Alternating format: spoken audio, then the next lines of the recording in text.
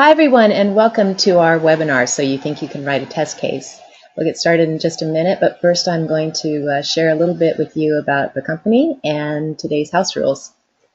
XBOSoft was founded in 2006. We are a software testing and quality assurance consulting company. We help improve the quality of software for companies around the globe in industries from healthcare to finance. We do that from offices in San Francisco and the Netherlands and Beijing. We want to share our house rules with you today as well. Everyone today except our speakers are muted, but we do encourage you to ask questions. Please do so in the chat section on the right of your screen. You can also do so through Twitter. Our event hashtag today is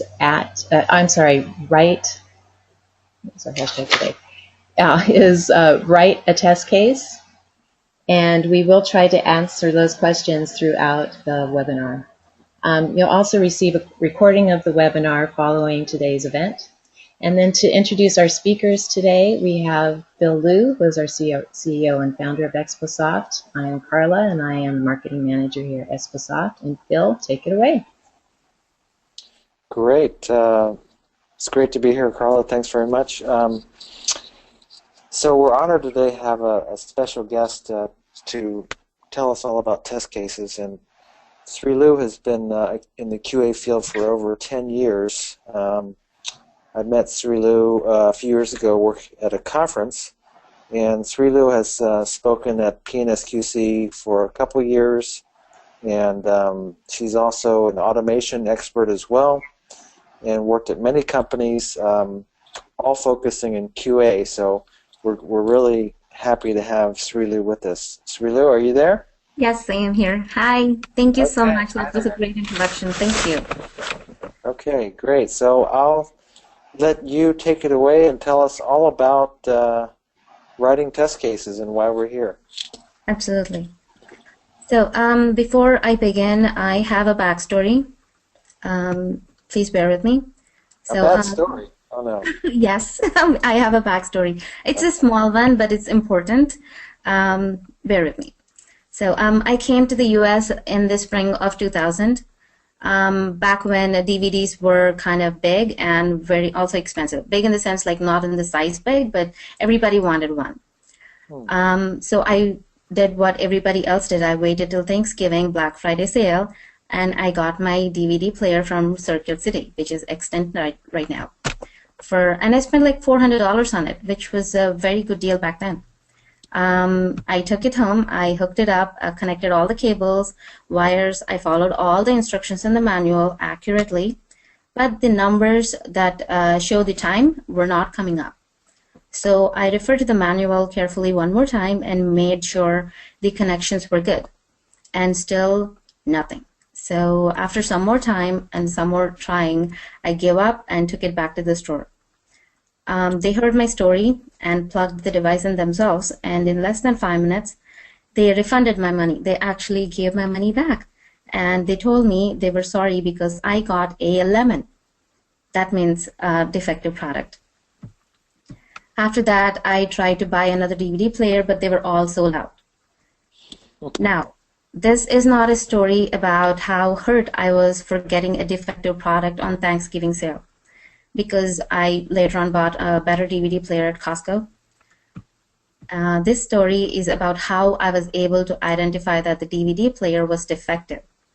And how did I find out it was defective? Because based on the instructions in the manual, I followed all the instructions to the T and still nothing. So I understood there was a problem. Now, if the manual was written with the same care and detail as the test cases we have in most companies, I don't know. So that is my backstory. Now, moving on. Next slide. Not next slide, sorry. So let's talk about why we are here officially. Okay. That's all right.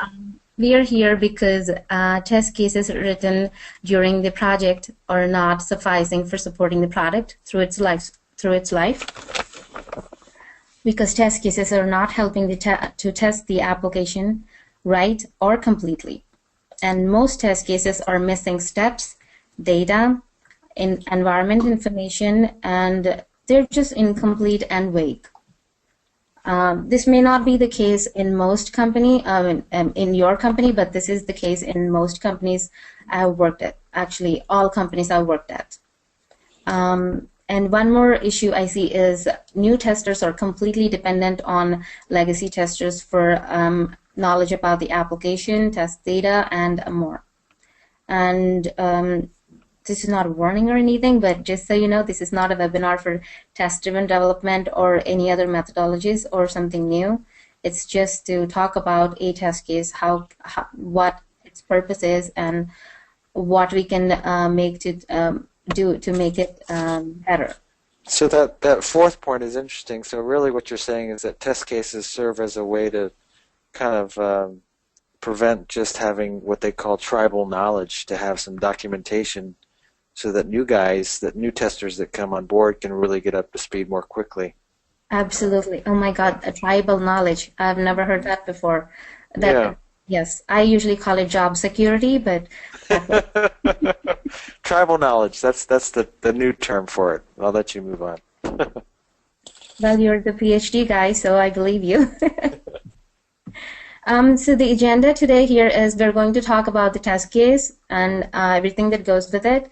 I'm going to explain to you a life cycle of a test case, key components of a test case, and the right way to write it. I will explain the different kinds of test cases. I will explain the naming, organizing, and updating and maintaining of a test case. But today I was not able to include the sample test cases and test case with the data sheet in this presentation because this is a PowerPoint presentation and fitting in tables was not pretty. So we decided that we will email you a copy of the white paper at a later date. Okay, and this will contain all the sample test cases along with the explanation about how, why you should do this and how it will be beneficial to you. So you think you can write a test case? Did I do that right? Yes. Yes. Yes, I got this off of the TV show, So You Think You Can Dance. Okay.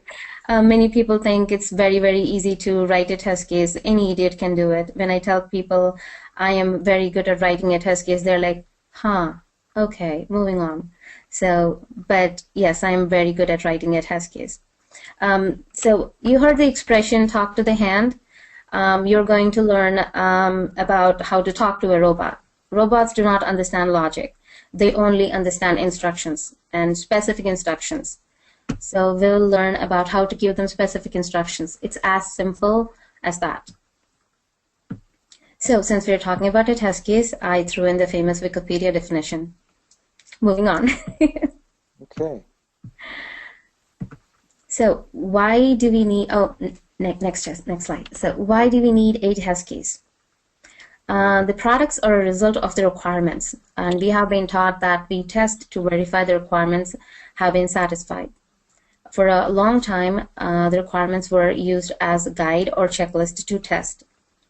So why can't we work off of the requirements and have everything in one document? Well, the reason is requirements talk about what an application should do and should not do. The description is usually vague and left to interpretation.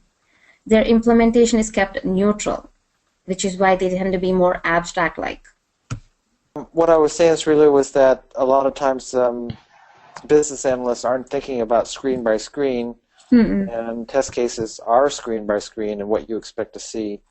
Yes. So I'll let you go on. That's the thing. Requirements are more neutral, like abstract-like. They only tell you, like, a system should accept, should support PDF reporting. That's all they say. Where exactly is this PDF reporting supported is up to us to find out and document it properly. If our test cases are just as abstract as the requirements, then what are we testing for?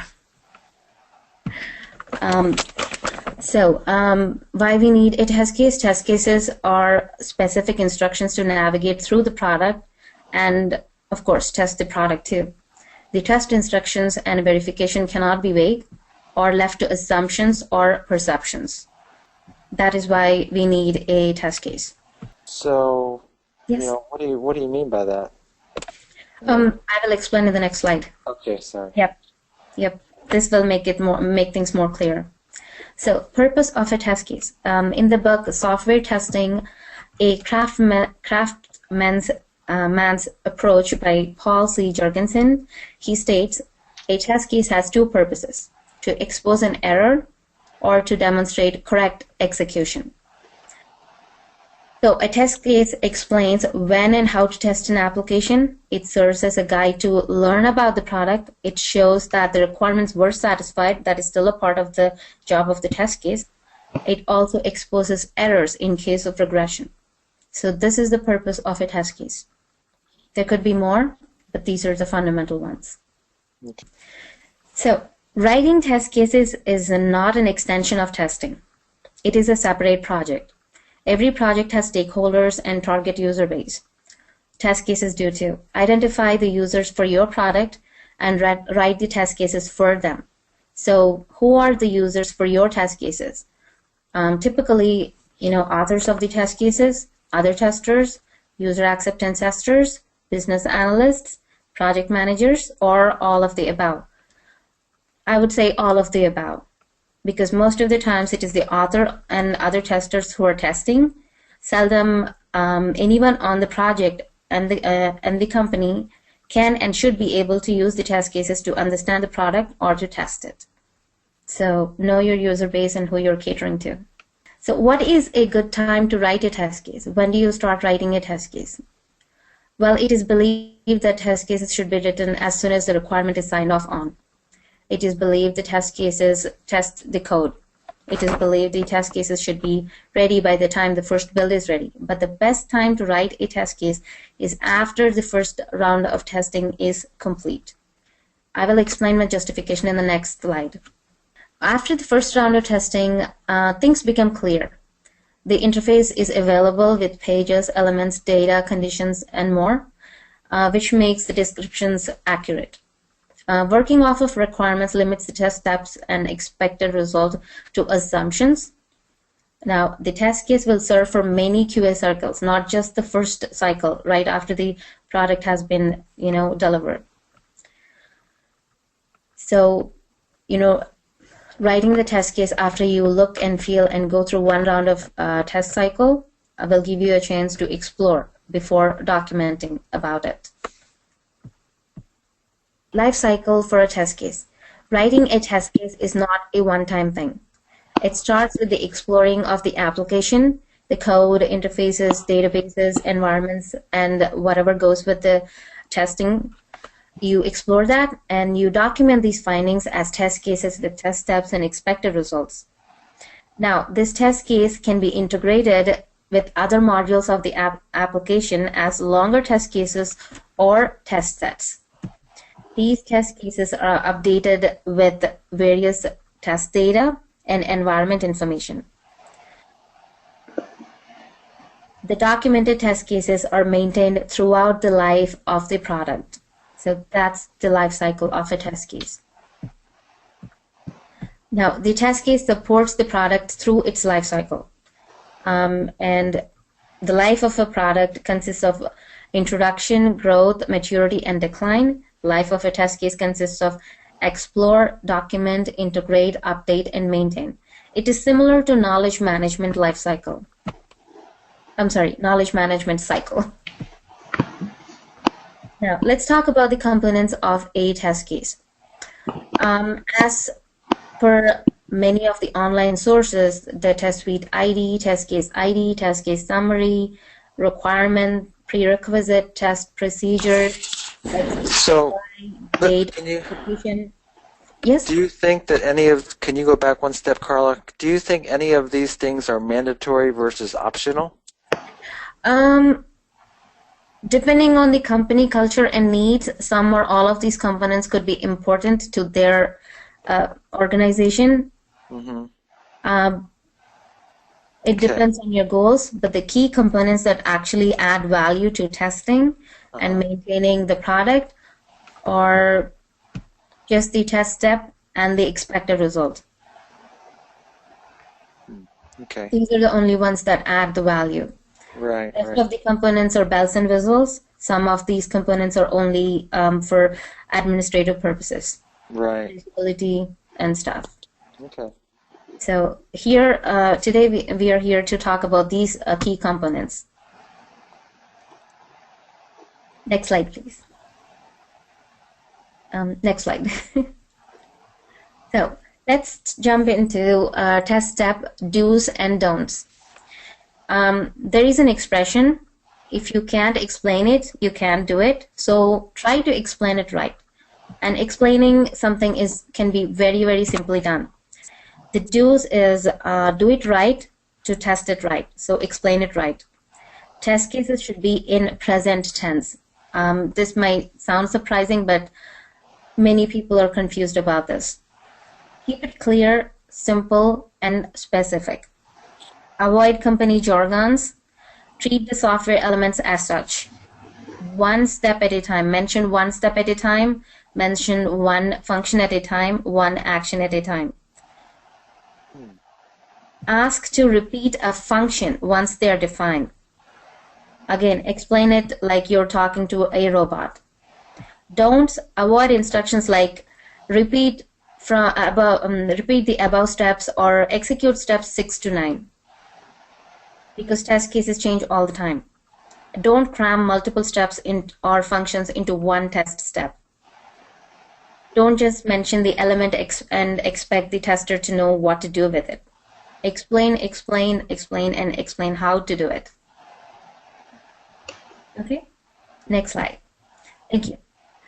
Expected results, do's and don'ts. So one step can have many verifications. So list as many as possible. Describe the details verbatim. The description should be vis-a-vis, meaning what you see is what you should get. Verify page titles, logos, text, images, error messages verbatim. The results have to be tangible and verifiable. So you keep talking about talking about the robot paradigm. I mean, we're not robots though, right? So I'm curious why you use that paradigm and in trying to write test cases. I mean, people are people, and it seems like we ought to be able to interpret some things without too much explanation.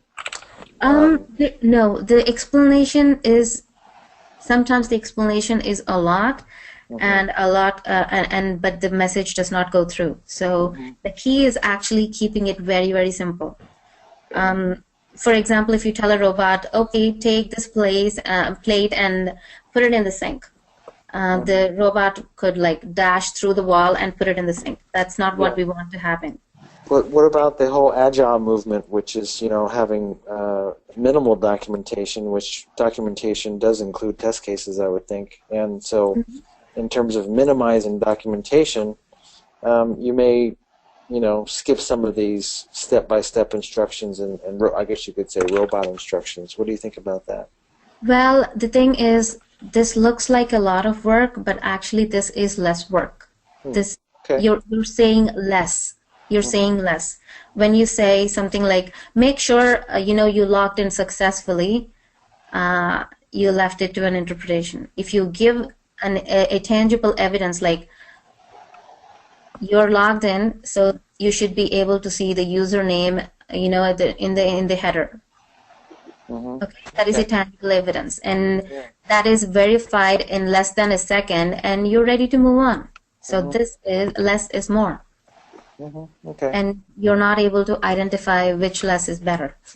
Yeah, I encourage the audience to also be a devil's advocate besides myself. I'm sure a lot of you are probably thinking the same thing.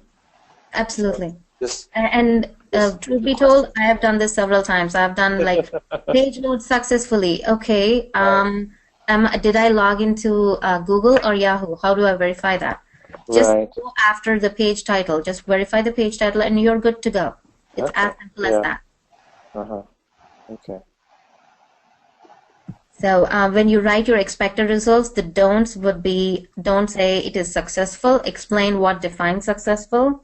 Don't just say it has no errors. Define what errors you're talking about. Don't just say system accepts it.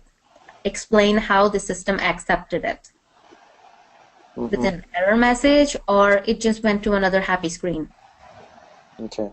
It's as simple as that. Write it right. Part of writing the test case is enabling the tester to do the job right. The test case provides the instructions for testing. Provide the instructions that will make the tester self-sufficient.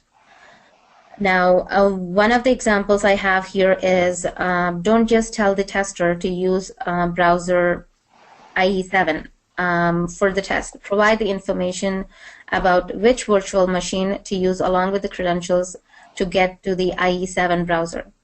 And yes, I have tested in IE7 browser in the year 2015. I'm not saying I enjoyed it, but I'm proud of not backing off. But it took me 2 days to get to the browser IE7 because nobody was maintaining an environment for it. And if it was documented in the test case, like how to get to that virtual machine, it would have taken me 20 minutes to get there and get the job done. But it took 2 days. That's a waste of time. Does that make sense? Yeah.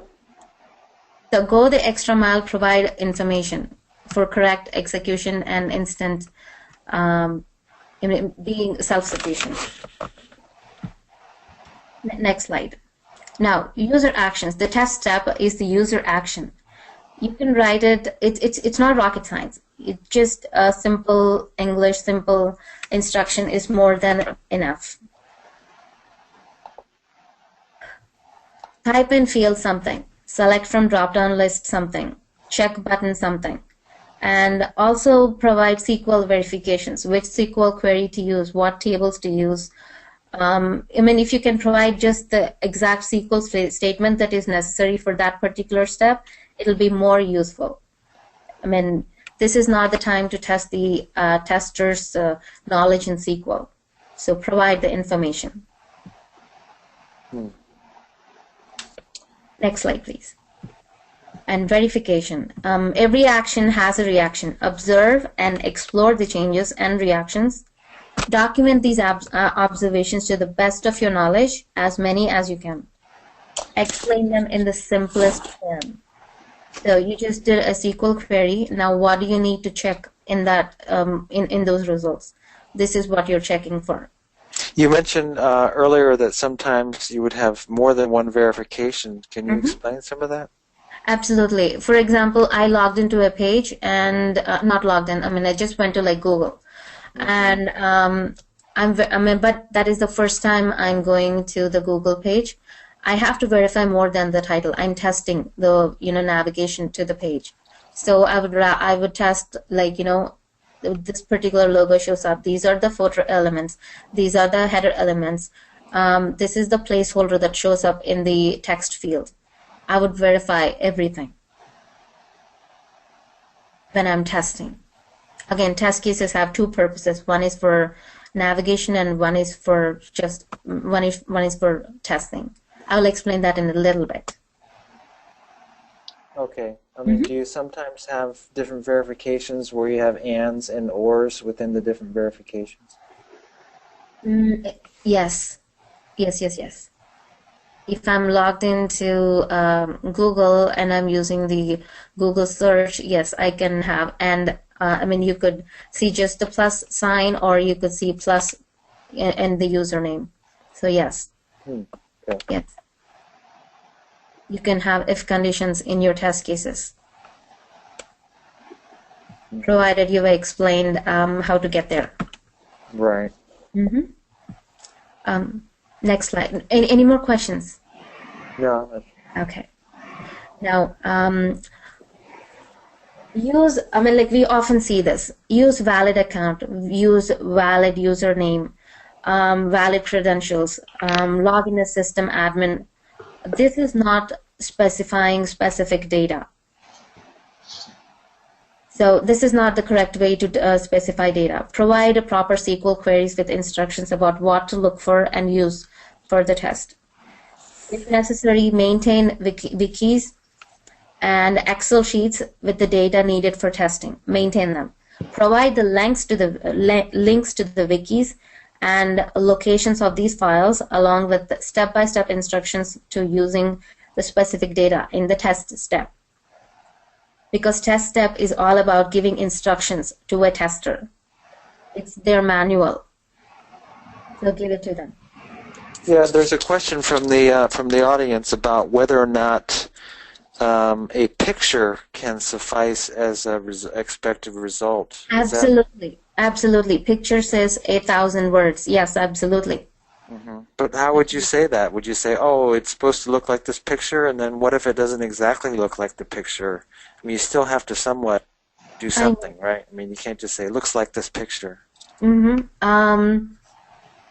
You could still put the picture in, and if something changes, you can update the picture. That will make things a lot easier. Mm-hmm. But again, the reason I ask to mention like what are the elements you're looking for in a page is because, for example, like you're done doing manual testing, you're bored out of your mind clicking on the same button 20 different times, so you want to automate it. When you have proper information about like what needs to be verified, automation can be done efficiently. And so a lot of times, though, you know, especially with Agile, we're also working with things that are incomplete. Yes. So sometimes we may not have the picture, or sometimes we may not have the exact result. And so what do you do? Document. Can you write stuff based on some specifications, or do you have to actually wait for real software, you know? That's the reason I recommend that, you know, these days, especially in agile methodologies, when you don't have concrete requirements, which is not a bad thing. I love agile, thrive in it. I call it's making a baby. It's not like building a house or something which you can visually see, like how far did we come. It's like making a baby. You cannot test the baby unless the baby is completely born. So yes, you can do ultrasounds and everything, and yes, you can have some information, you can document it, but once the baby comes, update the document. That's the whole reason you have the test life cycle. It's not a one-time thing. So you still have to write some test cases based on the specifications, and then later you update them. I guess doing that kind of at least organizes your thoughts from the specifications, but they have to be updated. If you're working in Agile and if you do have the time and luxury of writing and rewriting test cases, do it. I would simply prefer to do it after I've done the first round of testing. Okay, so you're saying for Agile, you would not write any test cases, or except probably maybe organizing your thoughts? No, I only understand the application. I only try to understand the application as much as I can based off of the user stories and the requirements and talking to my developers and UX developers. And yes, if I need to note down a few things, I will note them down. But write a test case, I've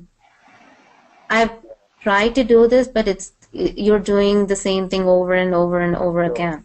Do it once, do it right.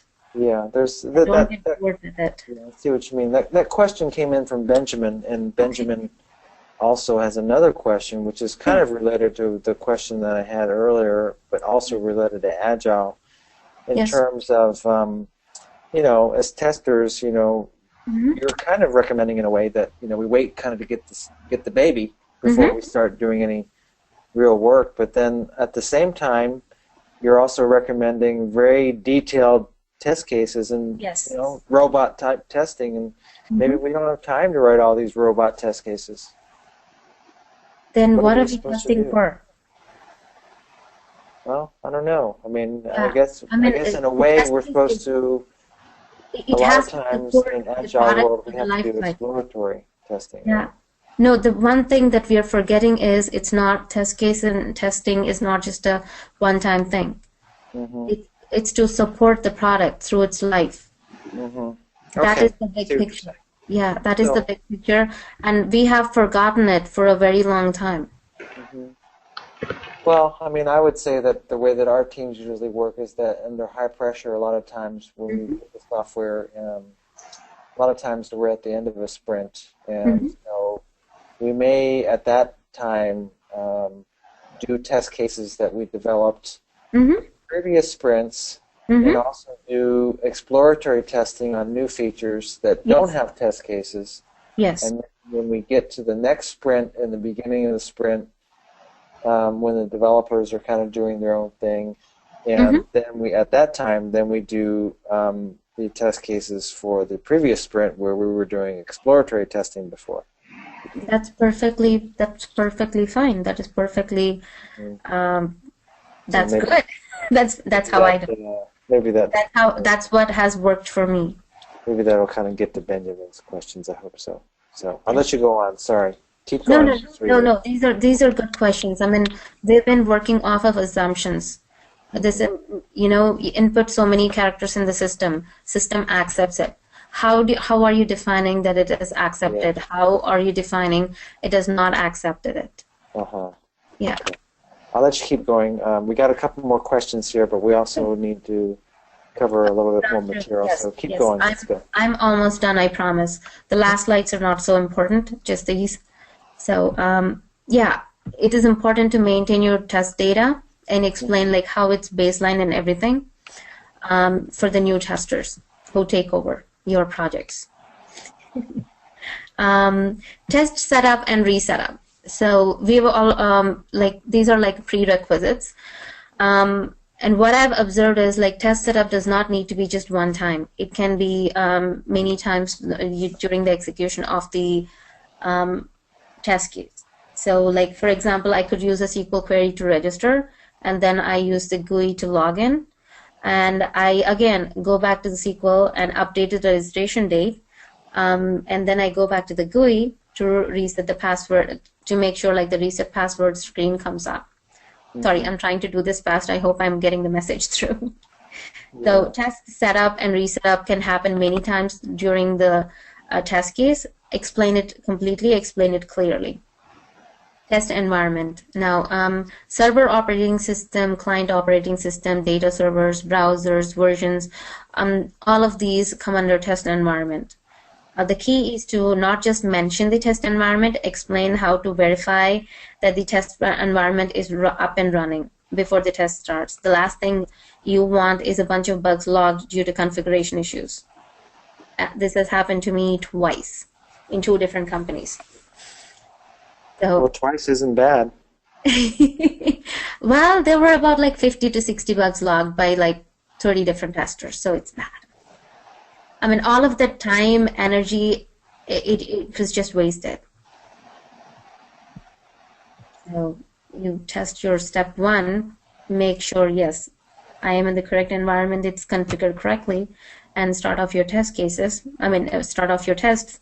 You're in good shape. You're Let's talk about test case types. Oh, yes. So there are 2 so most features in an application are used for navigation. Like I will need to log in several times to test different features, but every time I'm not testing the login. So once a feature, a module, element, and a function is tested, it does not need to be tested every time it is used. It is used only for navigation. That's what I call it. There could be a better term than navigation. If anybody could come up with a better term, please, please suggest, and I will give the credit to you. Okay. No, I mean, like, I'm serious. It's not about, bragging rights. It's we usually call these preconditions to get to the actual place where you're going to do something. But maybe I misunderstand you. No. The preconditions are good, but preconditions are assumed to be. No, I'll have to do it. One type of precondition would be the navigation. Well, let me explain the difference here. When testing for a feature like login, you'll be testing it thoroughly. You will be testing with blank fields, field validation, gibberish data, unregistered credentials, refresh the page, go back one page, go forward one page, you will be testing it. So now when you're testing a feature like session timeout, you can instruct to just log in using so-and-so credentials. And this is the part, this part is not needed for the test. So you just use it, and then the waiting is the test.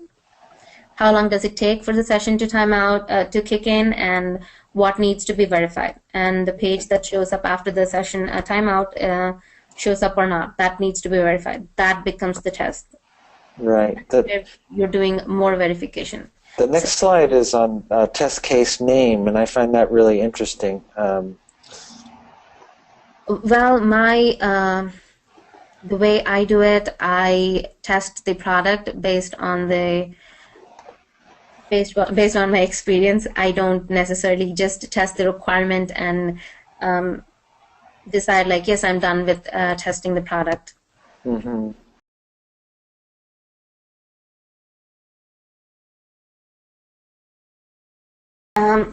So we have talked about how to write a test case. Another detail that will help eliminate redundancy and promote efficiency is the name. Naming the test case after the product's features, element, flow, and more gives visibility on coverage of the test cases completed. The test case name can be divided into parts. The first part is the product name, the second part the module, the page, or the flow. The third part is the feature, and the fourth part could be function. And just so you know, there could be more parts as needed. There could be modules and submodules and more. So I have a sample of test case names here. The name is nothing but, it helps in recognizing and locating where the test cases are. Listing the project in the test case name doesn't add any value. Naming the test case after a requirement does not ensure total coverage. It limits the test case's capability to only testing the requirement. It is merely checking the existence of a requirement.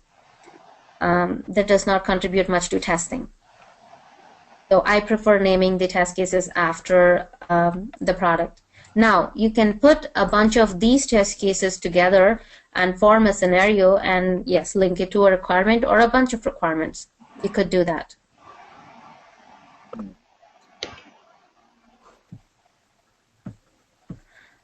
So test cases can be organized in folders. Most tools do, have those features. Split them up into modules and, name each folder as a module. For example, a module for install, invoke, login, forgot password, my profile, session timeout, logout, etc. Yeah, if you organize them like that, how would you pull them out to make a smoke test, or how would you know what parts you pull out to make a regression test? How does that work? Like I said before, in the before slide, I explained when you can login, like for in the login folder, you'll have test cases that test the login, and then you have the navigation kind of login. So you can pull out the navigation kind of login and do a smoke test. Okay. You can also have intense verification. I usually have test cases for that. I couldn't add slides and more information about it. Like, for example, I have a bunch of test cases just for navigation. I have a bunch of test cases just for the CSS elements. And the unique elements are, again, put into nice folders.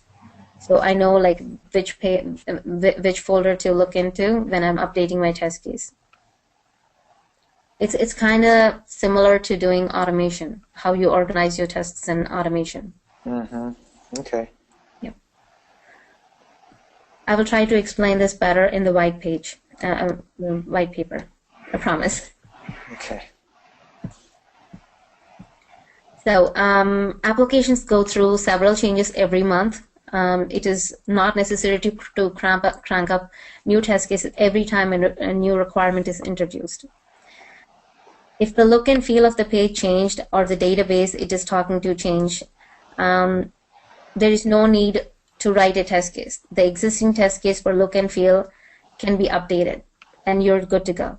And if a new login flow was introduced for an existing login function, the old test case will no longer be useful. So that is the time when you write a whole new test case. So most of the times you don't need to keep writing more and more test cases. You can just update a few steps or add a few steps and you're good to go. Well, you know, a question came in from the audience from Mohan, and Mohan is asking about, you know, especially with agile projects that have continuing, adding every sprint you add more stuff, and then how to maintain test cases. I mean, it's a lot of work, right? Unless you keep them very, very simple, and if you go after the approach of, I mean, the thing is, like, there are many tools out there, and they don't support this kind of organization. There was this one tool that I used called Spire Test that supported just like one-line test cases, and then I could group them into test sets, but I could still treat it like a test case. When I needed to update something, that one-liner was updated, and all of my test sets were updated instantly. And this was a manual test case management tool. Right. So, and that worked fantastic. If many tools work like that, I think my concepts would be more clear and more useful. Really. That brings us to the next subject about who owns the test case and who maintains it. Yeah, it's on the who owns it. You know, it's a test case is also part of knowledge management, and it needs an owner. And yeah, Carla, can you go to the next slide? The author does not become the owner by default. That much I know. I don't know. Like, it depends on like what your company agrees to do. Honestly, I would love to assign this particular person should be the owner. I don't. But let's be realistic. Whatever is allowed in your company is allowed. Right. It seems like it'd be really responsibility. Hard. Yeah, whoever owns it, they have the responsibility of periodically reviewing the test cases and updating them, adding new test cases and deleting old test cases, combining and splitting test cases, you know, just to make things efficient. But those are the responsibilities of the owner. So whoever takes the ownership, anybody can take it. They have to do those things. Well, the thing is that the owner is not always the executor, and so you know, the way that we work, the executor is responsible not only for executing the test case, but for that round. If it doesn't, you know, it's not correct, then they should be changing the test case to match, you know, to match the software. Yeah, they should. And the term owner is not rigid. It's just that they, you know, don't leave your test cases hanging. That's the reason you need an owner. Right. Okay. Somebody who makes sure, like, yes, the test cases are being updated. They don't have to do it themselves. They can assign somebody else to do it for them. But you know, they can give them instructions. You know, these are the wikis that need to, you know, be used for setup instructions. These are the Excel sheets that needs to be used for, you know, data instructions. And you know, this is how you write your test case, and this is how we map them. Those instructions should come from the owner. Right, right. I mean, actually, you know, we consider updating test cases and maintaining them and so forth, and if they're not, that represents technical debt, another form of technical debt from a QA point of view. That is so true. Yes, yes, yes, yes. Yes. So we have a remember slide up here, talking to the robot again. Yes. So again, try and talk to the robot. Keep it very, very simple. That's the best way to do it.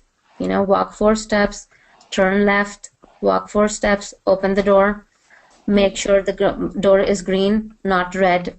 Those are simple instructions. They will help you test it right, and they will help you test it, verify it right. And one more reason you need to write a test case like this is because you are working in Agile, remember that.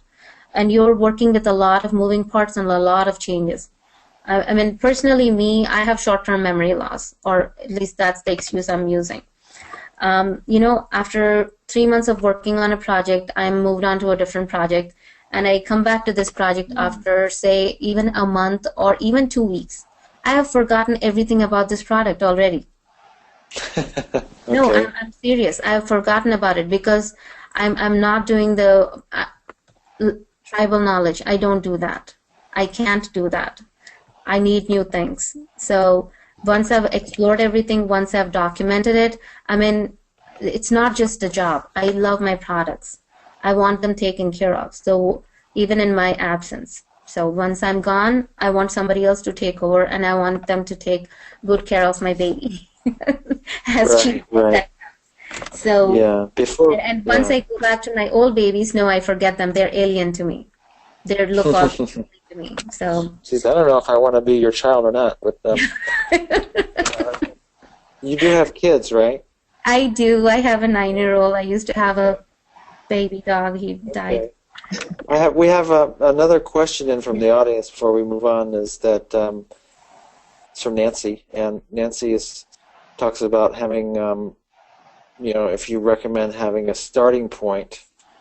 For example, having a database set up for a baseline data set or test data, and then that way you can execute the test case, verify it, and then reset the database so you can go back and have the same test. Absolutely. That's why I talk about mentioning the specific data, like, you know, what data to pull. So yes, maintaining the information about, like, you know, how to baseline the database, how to set up, you know, the database before you start the test is crucial. All I'm talking about is maintain that information so that it doesn't get lost. Like for people like me, once I come back to the project after a week or 1 month or 6 years, I've forgotten it. I want all these instructions so that I can just, you know, execute them. Now, test case is not a knowledge bank. It is just data.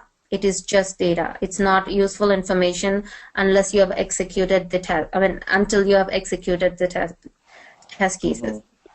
The results of the test cases, the status is what gives you the information about the condition of the application. That gives you the knowledge to make informed decisions.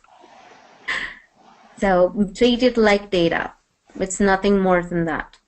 Yeah. Nancy has another question about technical debt, but that's a whole nother presentation. Nancy, so we'll cover that. Ask the question, please. No. Ask the question. It's important. Well, she's just saying, you know, what is technical debt, and it's kind of a general question. And okay. Nancy, we do have an article on technical debt in our blog. So if you just want to search our blog for technical debt, you'll see that there. I think we're about ready to wrap up the webinar here. If there's no more questions, Carla. Okay, thanks so much, Phil. Thank you so much, Srilu. Thank you so much for this opportunity. Thank you. Absolutely, and thanks everyone for the great questions today. If you have additional questions, continue to shoot them our way. You can do so at our email address, services@xbosoft.com, or do so via Twitter. We'll continue to monitor that, and we'll answer those questions via our blog. You will receive a recording of today's webinar shortly along with the slides, so you can refer back to the webinar today. We thank you all so much for joining us, and look for our next webinar. And also we will provide Srilu's white paper when that's available via email. Yes. Thank you all. Have a terrific day. Thank you for joining us. Thank you. Thanks very much. Yes. Thank you, Phil. Thank you, Carla. Thank you, participants. Bye. Bye. Bye-bye.